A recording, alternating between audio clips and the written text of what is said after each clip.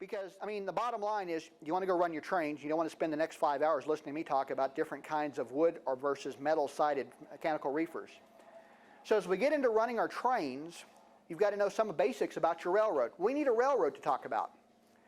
I didn't find a track plan I liked, so I actually drew one up and designed it specifically for this clinic. And I'm sure everybody started off with a pencil and paper at some point, so you want to take it to the computer. And I grabbed my son's Etch-a-Sketch, and I think I failed a little bit there. So a friend of mine, Craig Brantley, helped me out, and he drew a track plan. And this is no fancy plan. It's one that you've all probably seen something very similar to your standard, what we call G-scale or G-gauge, or no, I'm sorry, wait. We'll just call it a G type of plan as it circles around the room there with main line and branch. So we've got a pretty much track plan. So let's get into setting up the railroad. Well, like any program, when you install your word processor, your Excel spreadsheet, your graphic program, you do have to go in and tell it some basics. Well, there's your basic setup menu that's kind of a one and done. And some of the things that are pretty straightforward we've already gone over. I mean, you need to tell the program what scale and gauge you're running, the railroad name. You need to tell it some recording marks, whether your trains are going to run left, right, north, south, whether you're using DCC or not. All basic things you want to tell the program because later, as you will see, these are going to have an impact on the trains you run. Now, I'm not going to go back into a lot of details on like, okay, everybody's seen a printer setup screen at one point or another. But you have the ability to go back and design your manifest, whether you want color, you want to use single column, two column, what stuff do you want printed on your train manifest? Because, as time progresses along, some people have fast clocks, and you can tell the program that too. But let's get into some of the air setup here. Having fun with our clicker. There's certain other types of details you'll tell it. As I mentioned earlier, one of the things about car types. The default program has a lot of car types, and as you can see, you can get into outlining every kind of car because let's face it, maybe on your railroad you want the passenger trains to drop off a parlor car or a business car on a siding at times. Well, you need to be able to tell the program you've got those different kinds of cars. You want to be able to have different kinds of hoppers for rock or coal, different kinds of gondolas. Well, again, we're going to keep it kind of simple. We're going to come back to just the 8 cars we're going to talk about today for this practical purpose. 8 basic car types. Going in and adding a car type is simple in the program. You go tell it you want to add a car, you tell it what name of the car is, you come back and tell it the car type. And that's your car types. You've got to come back and define for operations. What are your train names? This has nothing to do with the computer program. If you're going to run a railroad, you're going to have your Silverton Express, you're going to have your Ore Extra, you're going to have the John Jones Coal Hopper, you're going to have the Beer Reefer Central. Whatever you want to name your trains and run, you're going to have different kinds of trains. These are all things that you need to know about your layout. There's all kinds of settings like single car, double car, single manifest, single sheet, printing this way, printing that way. If I keep going, you guys are going to all go nuts and the squirrels will show up on us here. So let's get back to setting up the program. Any questions so far? We're short on time, so we'll keep progressing. And here's our Rocky Mountain Central with a little bit of color added in. A pretty straightforward layout.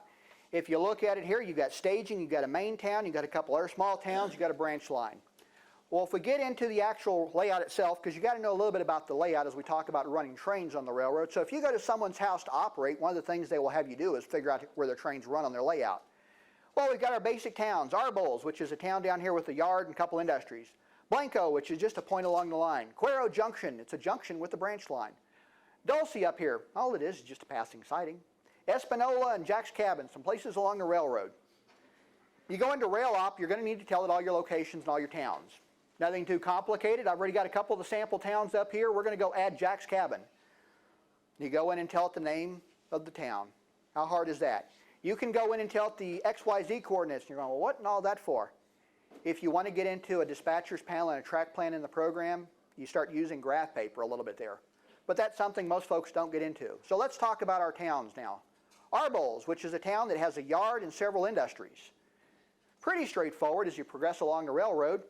You have the house track, which is up here by the station. You've got Bogues Fuel and Supply. You'll notice this is an industry that runs along, and I'm making note of how much feet of room we have on the layout. We move on around to the other side, and we've got the place called the freight house. And I want to point out something interesting about the freight house here. The freight house sits next to a general store, the backside. When you think about your railroad, how many people have got one spur but maybe two industries on it? Well, that's no different. You go back and tell the program how much trackage space I want to have for each industry. Most of the cars I put in here are all 30-foot long. So easy math is going to tell everybody here that you're only getting 2 cars in the house track, even if it ends up being that 38-foot passenger car and a regular freight car. Bogues Fuel, 3 cars, freight house, 2 cars. You tell the program things about each one of your industries so that you can go back and easily restrict what goes there. We've got yard tracks. And there's a couple different ways you can look at going into setting up yard tracks. Well, we'll get into that in a moment. Setting up the program, you go in and tell it each one of your locations. Here's our house track. You'll notice that it's an industry setup. You notice it's got 80 feet here. I've got 80 foot of siding space. Well, remember we told what scale we were operating? How many people here real good can tell me what 20 inches in O scale translates out to? 80 feet? Well, you can go back in and simply measure out your locations, come back and plug into the program that it's 20 inches long, hit the enter button, and it will convert it over at 80. So a lot of the things are done for you. You're not having to get the calculator and slider rule out. You have to tell it that the freight house will take box cars and flat cars and passenger cars. Nothing complicated. What can you tell it about each one of your different industries as it progresses along? You're telling it what kind of cars go their sidings. These are all the basic things when you get into setting up the program. When you're setting up things like the yard, okay, maybe not everybody has a yard this complicated on their narrow gauge layout. So what I'm doing is I'm going to keep it simple. I'm just calling it 3 tracks there, yard tracks, all of 500 foot. You go back and get your ruler out, measure it out, and tell it how many inches, and there's your yard tracks.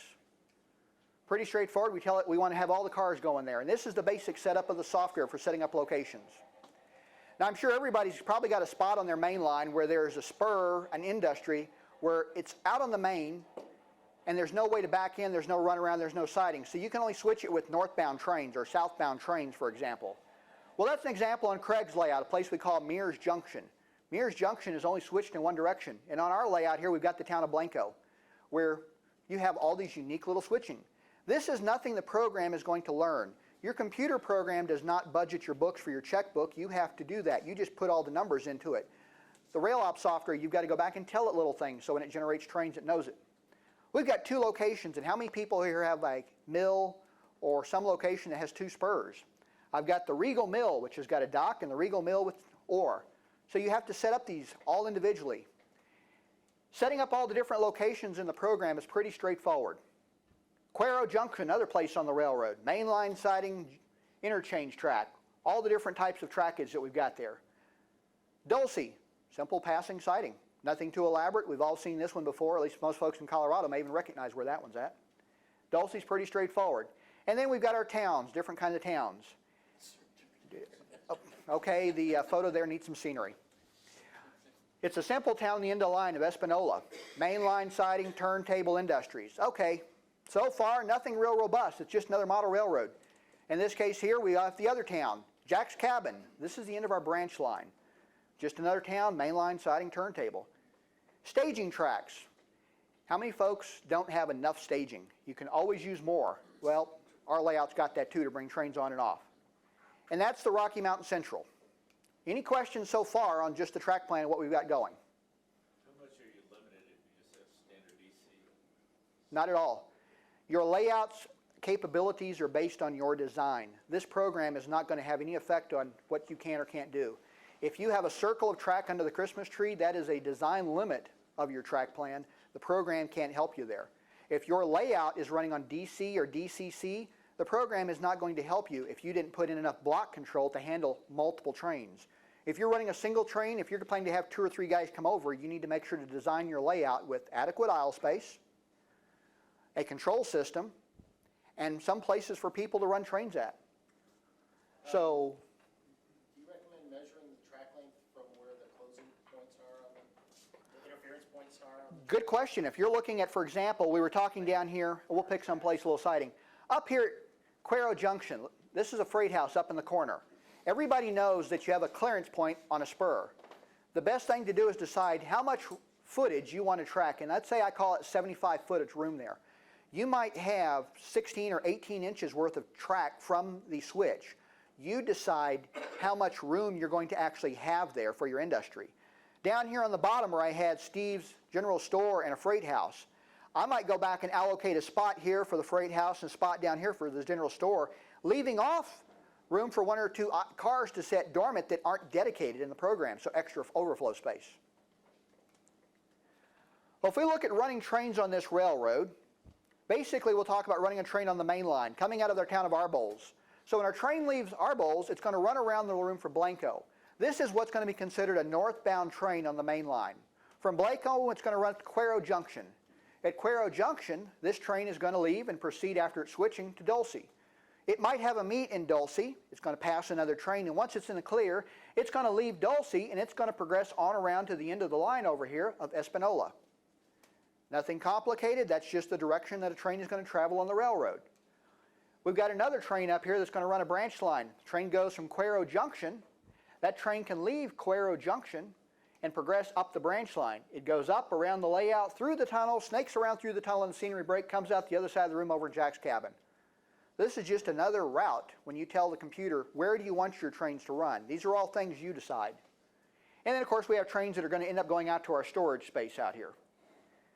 To make things simple, one of the things we use in the Yahoo group, because everybody has a different railroad name. People model different railroads. People have different town names. So what you're going to find a lot of folks will do is start making references to something we've always done. I'm going from A to Z, and when I stop at M in the middle, we start talking about A, B, C, D. So when you start thinking about it in that fashion, our mainline run that I talked about, our northbound train, is going to run from A, B, C, D, E. You're telling the program which way the trains run. You go back in and tell the software the route, which towns you're going to set up, and where they're going to run. Now, something to point out here is some towns allow more switching than others. In the program, you go back and tell it, how many cars can I switch? Lots of times, you'll want to have a simple train for somebody to come over and run. You'll want to have a robust train for people to run. So you're going to set up different trains. If you think about the railroads that you model, if you think about the railroads that you like, they had different trains that run on there, from freight to passenger to mixed trains. Those are all the same things that somebody sat back and decided. Some folks will have a northbound train. Some folks have a southbound train if it's a branch line. And then some folks will actually have a turn that's all one train. Don't hold me to the numbers, but on the Durango and Silverton, if you ride train 310 northbound up to Silverton, you probably ride train 311 back. Well, some railroads would call it train 105. What's 105? It goes there and comes back. These are all the things you get to decide that are part of your setup. Another setup, like I mentioned, Jack's cabin. You go back and set up each one of the different trains you're going to run.